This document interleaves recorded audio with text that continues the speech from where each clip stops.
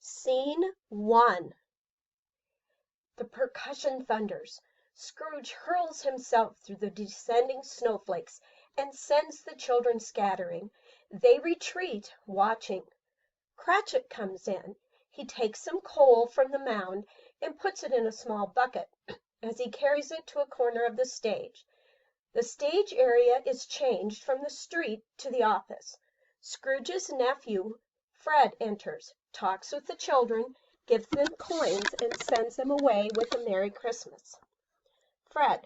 Merry Christmas, Uncle. God save you. Scrooge. Bah, humbug. Fred. Christmas a humbug, Uncle? I hope that's meant as a joke. Well, it's not. Come, come. What is it you want? Don't waste all day, nephew. Fred said, I only want to wish you a Merry Christmas, Uncle. Don't be cross. Scrooge says, what else can I be when I live in such a world of fools as this? Merry Christmas! Out with Merry Christmas! What Christmas to you but a time for paying bills without money, a time for finding yourself a year older and not an hour richer? If I could work my will, every idiot who goes about with Merry Christmas on his lips should be boiled with his own pudding and buried with a stake of holly in his heart. Fred goes, Uncle! Scrooge says, nephew, keep Christmas in your own way, and let me keep it in mine. Fred, but you don't keep it. Scrooge, let me leave it alone then. Much good may it do you. Much good it has ever done you. Fred says, there are many things from which I might have derived good, by which I have not profited it, I dare say. Christmas among the rest. Though it has never put a scrap of gold in my pocket, I believe it has done me good, and will do me good, and I say, God bless it. Scrooge. Bah! Don't be angry, Uncle. Come, dine with us tomorrow. Scrooge. I'll dine alone, thank you. Fred. But why? Scrooge. Why? Why did you get married? Fred says, why, because I fell in love with a wonderful girl. Scrooge. And I with solitude. Good afternoon. Fred said, nay, Uncle, but you never come to see me before I was married. What gives it as a reason for not coming now? Scrooge. Good afternoon. Fred. I am sorry with all my heart to find you so determined, but I have made the attempt in my homage to Christmas, and I will keep that good spirit to the last. So a Merry Christmas, Uncle.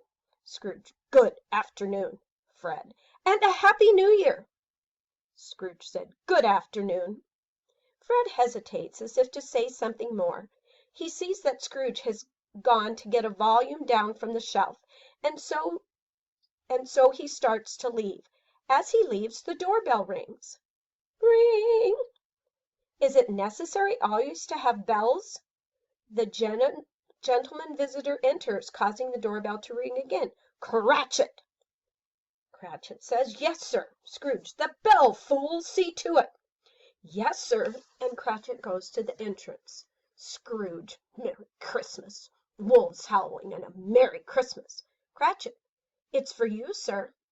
Of course it's for me. You're not receiving callers, are you? Show them in. Cratchit says, right away, sir. The gentleman visitor approaches Scrooge. Scrooge, yes, yes. Scrooge and Marley's, I believe. Have I the pleasure of addressing Mr. Scrooge or Mr. Marley? Marley's dead. 7 years tonight. What is it you want? The visitor says, I have no doubt that his liberality is well represented by his surviving partner. Here, sir, my card. And he hands Scrooge his business card. Liberality? No doubt of it. All right, I can read. What is it you want? And Scrooge returns to his work. The gentleman says, as this festive season of the year, Scrooge, it's winter and it's cold, and he continues to work and ignores his visitor. The gentleman visitor says, yes, it is, and the more reason for my visit. At this time of the year, it is more than usually desirable to make some slight provision for the poor and destitute who suffer greatly from the cold. Many thousands are in want of common necessities. Hundreds of thousands are in want of common comforts, sir. Are there no prisons? Many, sir. And the workhouse, is it still operational? Well, yes, sir, it is. I wish I could say it wasn't. Scrooge. The poor law is still in full vigor, then? The visitor says, yes, sir. Scrooge. I'm glad to hear it. From what you said, I was afraid someone had stopped its operation. The visitor says, under the impression that they scarcely furnish Christian cheer of mind or body to the multitude, a few of us are endeavoring to raise a fund to buy the poor some meat and drink and means of warmth. We chose this time because it is the time of all others when want is keenly felt and abundance rejoices. May I put you down for something, sir? Scrooge, retreating into the darkness. No, nothing. The gentleman visitor says, you wish to remain anonymous? Scrooge. I wish to be left alone. Since you ask me what I wish, sir, that is my answer. I don't make merry myself at Christmas, and I can't afford to make idle people merry. I help support the establishments I have mentioned. They cost enough, and those who are poorly off must go there. The visitor says, many can't go there, and many would rather die. Scrooge. If they would rather die, they had better do it and decrease the surplus population. It is not my affair, my business in. It occupies me constantly. He talks both to the visitor and to himself while he thumbs through his books. Ask a man to give life and means. Fine thing. What is it? I want to know. Charity? He puts his nose in his book. He vaguely hears the dinner bell being rung in the workhouse. He looks up as if he has heard it, but never focuses on the actual scene. The wanderer of the poorhouse stand in a pool of light at the far end of the stage, slowly ringing a bell. Warden. Dinner. All right. Line up. The poorly clad residents of the poorhouse line up and file to get their evening dish of gruel, wordlessly accepting it and going back to eat listlessly in the gloom. Scrooge returns to the business of his office. The procession continues for a moment, then the image of the poorhouse is obscured by darkness. The dejected gentleman visitor exits. Scrooge. Latch the door, Cratchit. Firmly, firmly. Draught as cold as Christmas blowing in here. Charity.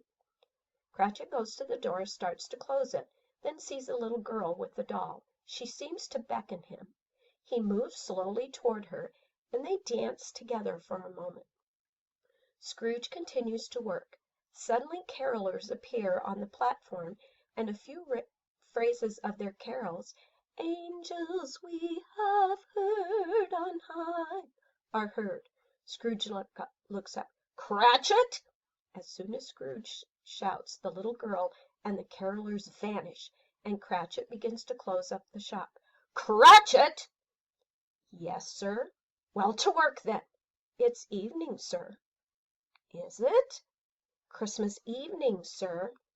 Oh, and you'll want all day off tomorrow, I suppose. Cratchit. If it's quite convenient, sir. Scrooge. Well, it's not convenient, and it's not fair. And if I was to deduct half-a-crown from your salary for it, you'd think yourself ill-used, wouldn't you? Still, you expect me to pay a day's wage for a day of no work. Bob Cratchit says, it's only once a year, sir. Scrooge replies, be there all the earlier the next morning. Bob says, I will, sir. Scrooge, then off, off. Cratchit, yes, sir. Merry Christmas, sir. Scrooge says, bah, humbug.